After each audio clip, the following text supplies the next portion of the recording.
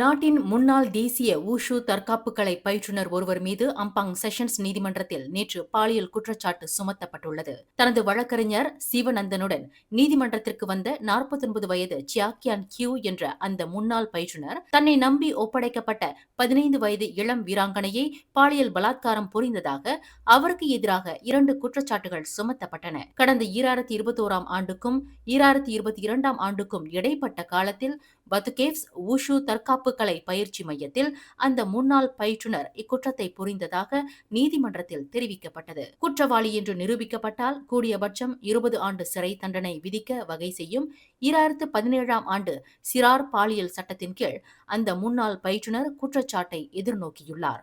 எனினும் தனக்கு எதிராக குற்றச்சாட்டை மறுத்து அவர் விசாரணை கோரியுள்ளார்.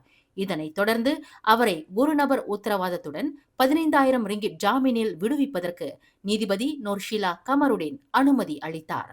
இவ்வழக்கு விசாரணை வரும் டிசம்பர் 24ஆம் தேதிக்கு ஒத்திவைக்கப்பட்டுள்ளது. மேலும் செய்திகளை தெரிந்து கொள்ள கீழே இருக்கும் பெல் பட்டனை அழுத்துங்கள்.